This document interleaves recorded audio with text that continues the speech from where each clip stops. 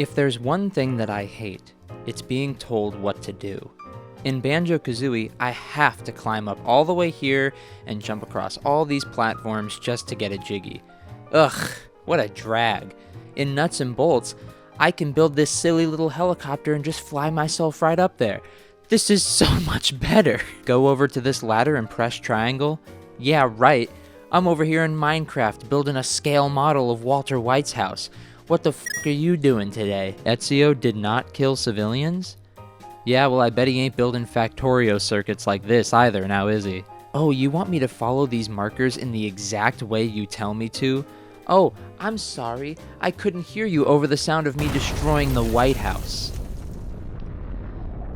I probably shouldn't say that. I love sandbox games.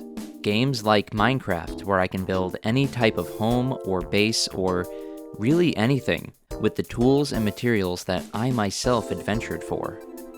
Or Just Cause 3, where you dismantle an authoritarian regime one ridiculous explosion at a time, all the while getting to experiment with a grapple hook, parachute, and wingsuit. It's almost too much fun. Then you have games like Teardown, where the entire point of the game is to realistically destroy buildings and other structures in any way you please.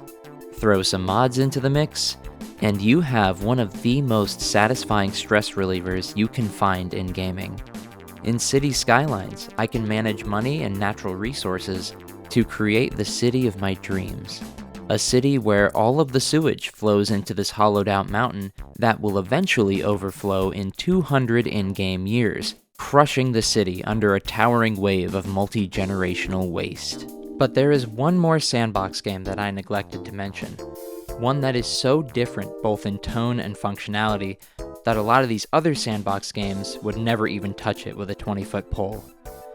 And I'll be honest, it kind of scares me. Steam's description for the game People Playground is very short and very direct. Shoot, stab, burn, poison, tear, vaporize, or crush ragdolls in a large open space. But as gruesome as that sounds, it's still a bit superficial when considering everything that People Playground allows you to put these ragdolls through. The game's About section continues. Shoot, stab, burn, poison, tear, vaporize, or crush ragdolls. This game is for people who enjoy throwing around ragdolls, but want it to be more detailed, satisfying, and feel more free while doing so. Ragdolls are simple on the outside, but detailed on the inside. You can siphon their blood and replace it with nitroglycerin. You can submerge their head and cause brain damage by asphyxiation. Think of something horrible, and you can probably do it in People Playground. Afterwards, you could even hook them up to an ECG and blood supply to try to get them back on their feet. I have more hours in People Playground than I care to admit. I have more fun playing People Playground than I care to admit. I have done some things to these soulless ragdolls that are so morally reprehensible that some could say that I am the one who's soulless. But when it's gamified like this, it's just satisfying. It feels good. It's fun. I am having a lot of fun. Am I a psychopath?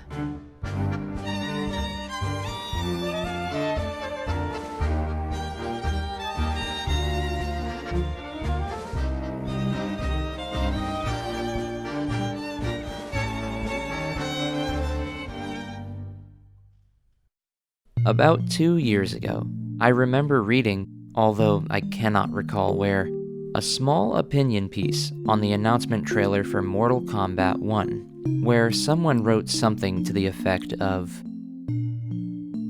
"Doesn't anyone find it odd how one of the most popular fighting games ever just announced its reboot with a trailer that just ends with shot after shot of people being mercilessly gored and mutilated in shockingly realistic detail?" No, not really. I don't find it odd because it's Mortal Kombat. We're not talking about Animal Crossing, for crying out loud. Although Animal Crossing can get pretty heated from time to time. But for a Mortal Kombat trailer, yeah, it would make sense for us to see a fatality or two. But I guess from an outside perspective, it is a little strange. Like, maybe I'd feel a little bit better if the trailer had the Live Leak logo in the bottom corner. I mean, this guy gets his head crushed, this lady gets the 28 days later treatment, another guy gets split down the middle and his eyes are flying out of his head, and then just Mortal Kombat 1. Pre-order to get Shang soon, you fucking psycho. But of course, that is from an outside perspective. This is a textbook example of judging a book by its cover. What a lot of people outside the video game sphere don't seem to realize is that the violence here is not really always going to be the main event. There is context for all this brutality to exist within and even supplement the overall game. There is story, setting, and core game design that sets up the perfect environment for these over-the-top fatalities to live within and flourish, all the while promoting more fierce competition for multiplayer sessions. Because instead of whittling your friend's health bar down to 0 and getting a generic victory screen like other fighters, you can, instead, yank his spine out. And I think that's just a beautiful little moment to share between friends. I don't know about you guys. It helps Mortal Kombat to stand out from its contemporaries, standing out in such a way that it inadvertently helped lead to the creation of the ESRB and got a US congressman to say funny things like this. About 2 months ago, I saw the video game Night Trap for the first time. It is a sick, disgusting video game in my judgment. Shame on people that produce that trash. It's child abuse in my judgment. This is Night Trap, by the way. Things are not always black and white. There is a lot of gray area and blurred lines once you start getting into M-rated territory. Sure, I can start rampaging through the streets of Liberty City anytime I want, but that would get me into trouble with the law. As it should. Grand Theft Auto, the undisputed king of video game controversy, has a very clear and very harsh punishment for acting demicky. Or take Doom as a somewhat different example. Unbelievably gory, astonishingly violent, and just viscerally over the top. But it's not just random bystanders that you're ripping limb from limb here. Doom is a game where your rage-fueled savagery is directed primarily at literal demons from hell. It doesn't get more Christian than that, baby girl. What a weird f***ing thing to say. Or even something like Wolfenstein or Call of Duty, where the countless murders you're committing are of Nazis.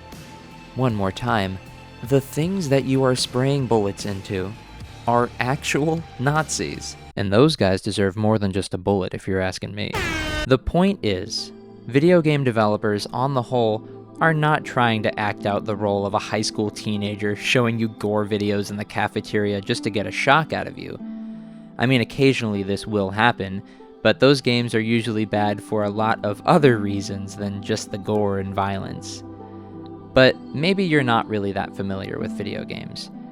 In that case, I don't really know why you clicked on this video, but you're gonna need a little bit more convincing that I'm not about to go postal, got 'em, at a moment's notice. So for you, we can turn to a medium that you're probably more familiar with.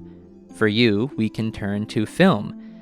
And when it comes to film, we need not look any further than Quentin Tarantino.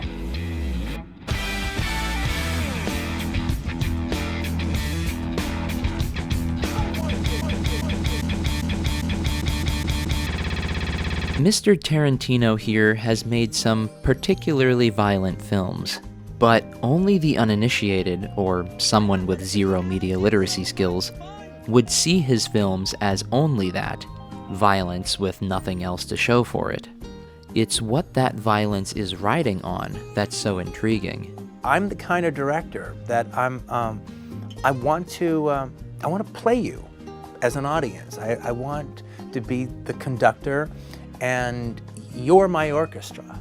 And the sounds that I make you to make and the feelings I get you to feel, and then I stop you from feeling those feelings and I give you something else to feel, and then I stop you from feeling that and make you feel something else yet again.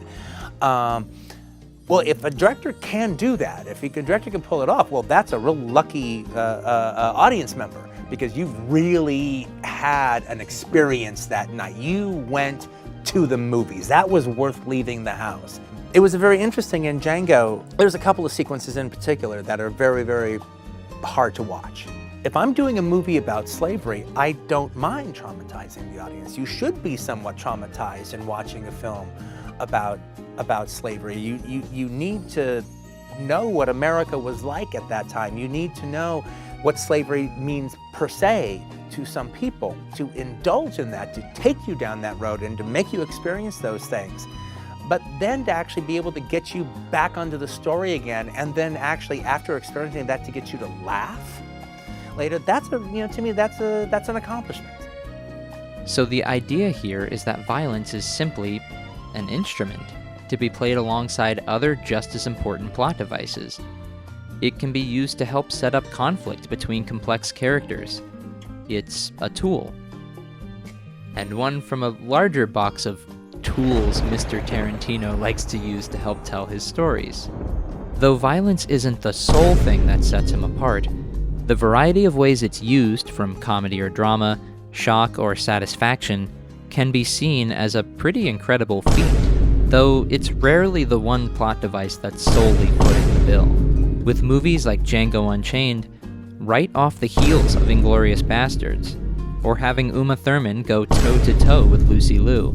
These are all great films for a multitude of reasons, but creative use of violence is always a shoo-in for any Tarantino film, no matter what angle you view it from. I'd like to thank my parents for giving birth to me. So the violence and bloodshed is here to enhance the plot, to build tension, to create conflict, to make things interesting. Makes enough sense to me. But why do we find it interesting in the first place? Tension and conflict. When it happens to us, it can cause an unimaginable amount of stress. It can completely disrupt your day-to-day routine, interrupt your sleep schedule. It can make you depressed. It can make you physically ill. We hate when it happens to us. Why would we want to watch it happen on a screen? Much less in video games where you're often taking on an active role in that virtual misery. Well, as unpleasant as it is to say, historically, human beings seem to just not be able to tear themselves away from tension and conflict. All things considered, and there are quite a few things to consider, we currently live in one of the most peaceful times in human history. But you don't have to go back that far for it to be a much different story. Starting around the mid-1900s and backwards, you'll find instance after instance showcasing the unimaginable extent of human cruelty. The Holocaust, the Armenian and Rwandan genocides, as well as the regimes of both Stalin and Mao, World War I and World War II, the Vietnam War, the American Civil War, the Gulf War, the Korean War. The list seemingly does not end. And most of these conflicts are ones that our parents or grandparents were alive to see. They really aren't that far removed. These times that we live in, of relative peace, are a bit of a novel thing for us. And even still, we continue to have to deal with overt racism and homophobia, record high numbers of gun-related deaths, and more than a few terrorist groups that are still very much active. All this violence, hatred, instability, and the people who support or profit off of it, it's a tale as old as time. It just seems like something that should have ended decades ago, centuries ago. The sins of long-dead ancestors that we've grown better from. But that is unfortunately not the case. It seems as though there will always be those who will do everything they can to make sure that hatred for their fellow man never dies. So, what is it? Is it human nature for us to just hate each other? Is it an instinct for us to want to destroy? Or maybe is it differences in culture and ideology that are just a bit too much for some of us to handle? Maybe modern society has sculpted us to be this way. Or maybe this is how we always were, well before civilizations and the written word were even invented. How did we get here, when the first words I spoke in this video were about Banjo-Kazooie? Well, allow me to introduce you to Thomas Hobbes and Jean-Jacques Rousseau. These two funny-looking white boys did not exist at the same time. In fact, when Rousseau was born, Hobbes had already been dead for 30 years. And that's a real shame, because these two would have had some legendary debates over Xbox Live Party Chat. I will do my best to explain, but if you want to understand the full picture, there are these two videos by the School of Life that I highly recommend you watch. Thomas Hobbes, born in 1588, believed that human beings without some sort of structured authority, like a monarch or large governmental body, would very quickly fall into chaos and disorder. He argued that it was man's very nature to be savage, to be cruel and selfish. Without strict rules, human beings would kill, steal, and destroy to either get what they want or to assert dominance over their fellow man. He even went as far as to say that people should submit to or obey their governments no matter how corrupt or unjust those governments were. Because the inverse, to have no government or authority in place, would inevitably lead humanity back to a state where all conflict would be resolved by us beating the piss out of each other with big wooden clubs. Rousseau, born in 1712, argued something much different. It was his belief that human beings in their primordial state were very pure, mindful, caring, and near faultless. When placed in untouched nature, with nothing else but each other and the unspoiled beauty of the natural world, people would instinctively want to care for one another. Though now with the advent of modern society and the luxuries it afforded, specifically within a city environment, people obsessed over vanity and materialism, their minds clouded by jealousy, constantly comparing themselves to others, and starting conflicts over wealth, possessions, status, and physical appearance. And then they'd bust out the wooden clubs. So we have two very different philosophers from two very different centuries, with two very different ideas of what prehistoric humanity might have looked like, both of them fearing the same thing, both of them wanting the same thing, peace and order, with two very opposite strategies on how to achieve that. So, which one is right? Well, it's a little complicated because they're both right, but they're both wrong. Either way, these two bozos would have hated Mortal Kombat, I'll tell you that much. Look at something like Lord of the Flies, which is, of course, a fictional book, but I think it has a very insightful perspective on the more unspoiled state of human nature. You might have read this little piece in high school, but if you haven't, I'll try to paint the picture for you. Lord of the Flies is a story about a group of boys who survive a plane crash and end up stranded on a remote island. At first, they all band together to try to survive as long as they can, but not long after, they split into two groups. One group values concrete rules and sensibility, smart thinking, and solid planning to ensure survival. The other group drops a big rock on a kid's head because he was annoying. But is this all so serious that I bring up Lord of the Flies? I mean, this is a video about video games. We're talking about Animal Crossing, not Animal Farm. Things like Spyro the Dragon, Sonic the Hedgehog, or Tony the Hawk. It's not that deep. But it is unique in that video games have a layer of separation that is a lot harder to define.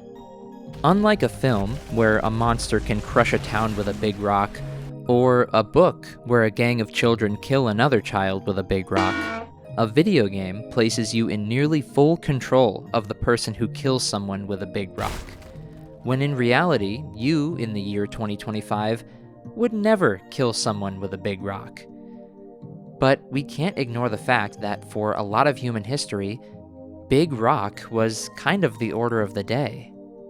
So you can think of it like this. Do you have a cat? Of course you have a cat. When you're playing with your cat, either with some toy on a string or a plush mouse, you need to end that session of play by letting your cat catch and kill the toy to satisfy their prey drive. Because a few thousand years ago, your orange cat named Gimli who likes to throw up behind the couch, was your number one predator and would not hesitate at the chance to hook you up with one of these. Human beings are not so different that we don't have any primal itches to scratch every now and again. We cannot truly believe that because we live in an age of iPhones and 24-hour McDonald's, that we've somehow abandoned everything that made us who we were in the past. We cannot ignore the fact that we probably still have little bits of that violent, maniacal, Hobbes-esque dog in us. But perhaps violent video games, such as Animal Crossing or Hello Kitty Island Adventure, could give us just a little taste of that rush of adrenaline, the thrill of a challenge, a chance to fulfill that primal desire for dominance in a controlled virtual environment. So that way I don't try to act out Hello Kitty Island Adventure in real life and land myself on death row. Maybe, just maybe, through that exposure to violence stripped of real-world consequence, we could achieve the temperance and mindfulness that Rousseau believes we all have within us. Of course, human beings are not all one-to-one. We cannot be painted with such a broad brush. We are far more complex than that. But that does leave us open to a wider range of variability.